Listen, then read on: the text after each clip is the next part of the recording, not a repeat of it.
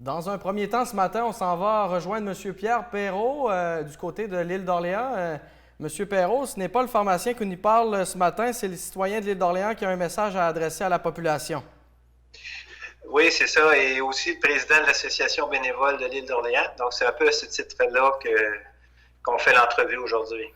Vous voulez nous parler du projet COVID-1, là? Comment ça prend forme là, sur le terrain? En fait, le projet a démarré, si je peux me permettre un peu la genèse du projet, c'est que j'ai trouvé qu'à l'île d'Orléans, il y avait, comme un peu partout ailleurs, beaucoup de pression, beaucoup d'anxiété dans la population. Puis je souhaitais peut-être un peu faire le pont entre les générations qui, malheureusement, sont un peu divisées avec tout ce qu'on entend parler sur la pandémie. Donc, de là a parti un projet qui pouvait impliquer autant les plus jeunes que les plus vieux et on s'est penché là-dessus et le projet est qu'on va distribuer pour Pâques des chocolats à des gens qui sont soit en isolement ou des personnes auxquelles on demande de rester à la maison, même des gens qui ont perdu leur emploi, il y en a énormément. Donc, on va faire de façon très, très sécuritaire, je tiens à le mentionner, une distribution de chocolat à laquelle va s'ajouter des dessins d'enfants ou des lettres qu'on va scanner, que nous, à la bio, on va imprimer.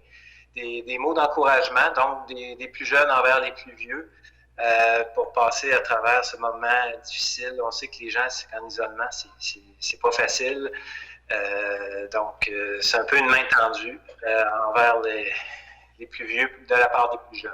Est-ce que vous avez des partenaires du milieu? Pardon? Est-ce que vous avez des partenaires du milieu qui ont embrassé le Oui, projet, là? oui, en fait, on a parti. Le projet est parti quand j'ai téléphoné à Michel Spence de la chocolaterie de l'île d'Orléans. Et puis, on a fait ça vraiment de façon peu planifiée et très improvisée. Et on a eu le plaisir d'avoir en cours de route des partenaires qui se sont joints à nous. Il y a Mme Christine Michaud, qui est auteure, qui nous a fait un don d'une centaine de livres. Donc, ensuite, on a eu la Mougaterie de Québec, qui est à l'île, située près des locaux de la bio à l'île d'Orléans, qui nous a donné leurs produits.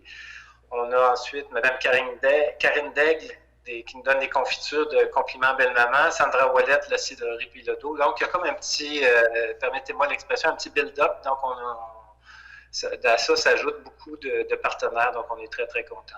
Puis là, ça prend la participation des jeunes là, qui doivent envoyer des dessins. Comment ça fonctionne, là? En fait, les gens ont jusqu'à aujourd'hui 17 heures pour envoyer les dessins. Si les gens vont sur le site de l'Association bénévole de l'île d'Orléans, ils vont trouver les détails dans les prochaines minutes. On va faire mettre les détails à cet endroit-là. Donc, les jeunes peuvent envoyer les dessins avec un petit mot d'encouragement. Je tiens à remercier aussi beaucoup de gens qui sont offerts pour la livraison. On a eu au moins une quarantaine de mains levées. Donc, c'est vraiment impressionnant tout le dynamisme de la communauté à cet effet-là. Puis l'objectif derrière cette initiative-là, c'est vraiment de créer un pont entre les générations? C'est un peu ça qu'on comprend? Oui, puis d'apporter un petit moment de douceur un peu à des gens qui en ont vraiment besoin.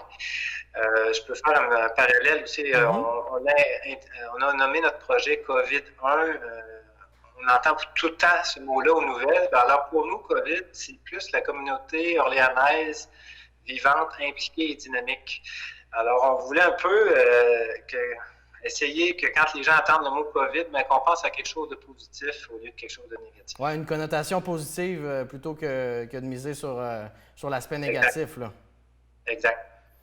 Donc, merci beaucoup. Est-ce qu'il y a d'autres éléments qui sont importants à retenir là, concernant cette initiative-là? Ben, en fait, c'est que nous avons, en fait, c'est le support des partenaires. Je tiens à mentionner que c'est gratuit. On le livre gratuitement aux gens. Donc, beaucoup de gens qui sont impliqués, qui ont mis la main dans leur poche. Je tiens aussi à rassurer les gens.